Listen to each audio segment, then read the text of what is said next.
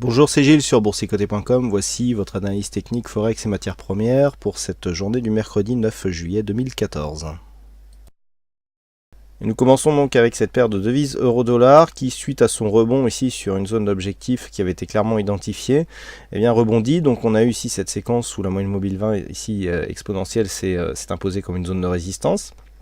Puis on a cassé ici, ça c'était hier, et vous voyez comment la moyenne mobile ici est devenue support sur cette zone, et bien ce qui confirme le changement de tendance court terme, puisqu'on a commencé ici à attaquer la bande de Bollinger supérieure d'une très belle manière, avec ici une belle attaque. On est revenu chercher la moyenne mobile 20 exponentielle, et puis on rattaque la bolle supérieure. Donc là, pour jouer le rebond technique, pour ceux qui jouent le trading en tendance, eh bien c'était un très bon point d'entrée, et on a déjà ici avec ce contact donc sur une zone horizontale qui était déjà identifiée et contact donc avec la bolle supérieure, eh bien on a déjà pu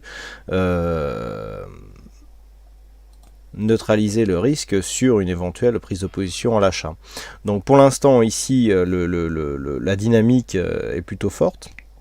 On a ici la dynamique qui revient donc à la hausse, même si on revient encore à de nombreuses reprises sur la moyenne mobile 20 exponentielle. La zone ici des 1,3630 est en train de céder, donc les prochains objectifs se situent à 1,3648 et enfin 1,3680 donc pour une poursuite du mouvement. Ce mouvement s'inscrit dans, je le rappelle, un schéma de cassure de biseau baissier. Hier je vous indiquais que la dynamique était en train de s'affaiblir.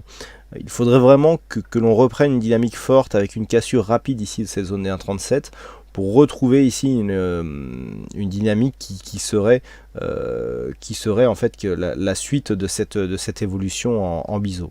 Donc sans dépassement rapide de cette zone des 1,37, nous pourrons considérer que l'objectif de sortie de biseau ici ne sera pas atteint. Je vous rappelle que le premier contact ici se situait aux environs des 1,3990, entre 1,3990 et 1,40. Donc si on ne recasse pas ici d'une manière très rapide les 1,37, eh bien nous pourrons abandonner cet objectif. Toutefois, tant que le support ici des 1,3580 n'est pas trop attaqué, eh bien on peut continuer à avoir la poursuite d'un mouvement haussier, même si, attention, comme nous pouvons le voir sur ce tracé, il y a quand même des risques de poursuite d'un mouvement baissier. Si on trace ici un support qui part de là ici et puis qui vient un petit peu chercher la dynamique qui avait été haussière, on voit bien ici la cassure avec ici inscription d'un point bas. On peut revenir ici très bien sur une zone de point haut, vous voyez qui était déjà résistance ici sur cette phase, on va se rapprocher un petit peu, qui était déjà résistance ici sur cette phase, et puis repartir à la baisse. Si les cours, après avoir fait ce schéma, casse ici cette zone des 1,3580, on aura un épaule tête-épaule. On voit ici alors l'épaule qui est un peu double. Bon, ici on a première épaule, ici on a la tête, et là ici si on vient marquer une deuxième épaule qui plafonne sous cette phase là et qui ensuite nous recassons là, on a une épaule tête-épaule qui peut nous amener sur un objectif de cassure de cette zone de point bas qui se situe à 1,3512, auquel cas on aurait un signal de continuité de la tendance baissière qui pour l'instant reste un petit peu la tendance de fond depuis les premiers discours de Mario Draghi qui avait eu lieu ici sur ce mois de mai. Donc des zones ici à surveiller, dépassement des 1,37, on peut très bien ici enclencher un mouvement haussier assez fort. Par contre une cassure ici d'un 1,3512 peut placer l'euro dollar dans une phase de baisse, donc qui serait une phase de continuité.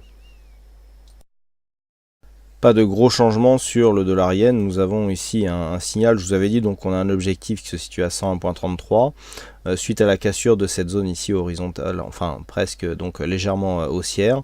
Pour l'instant donc on valide la cassure de cette zone et on la retrouve comme une zone de résistance, donc il n'y a actuellement aucun changement.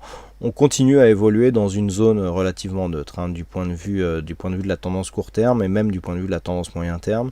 Les indicateurs ici sortent d'une petite phase de survente. On voit bien ici le niveau de retournement qui nous est indiqué par le MACD, mais il n'y a pas de grosse conviction, que ce soit dans un sens ou dans l'autre.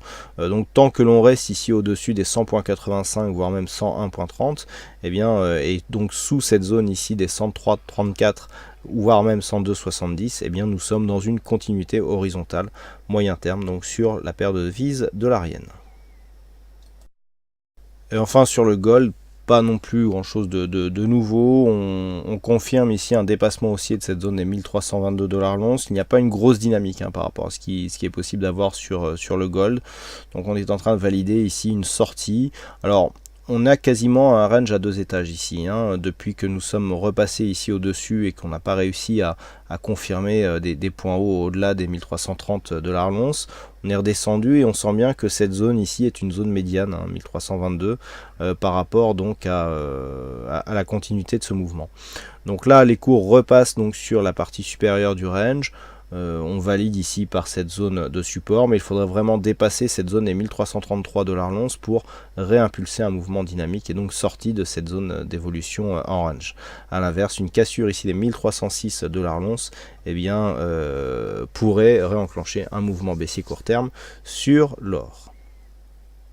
Voilà donc ce que nous pouvons dire sur cette analyse technique Forex et matières premières. Il ne me reste plus qu'à vous souhaiter à toutes et à tous une bonne soirée, bonne chance dans vos prochains trades, et puis on se retrouve, comme je l'ai dit, sur l'analyse du CAC 40 fin juillet ou au mois d'août, le temps pour moi de prendre quelques vacances bien méritées. Voilà, donc à bientôt pour de prochaines analyses.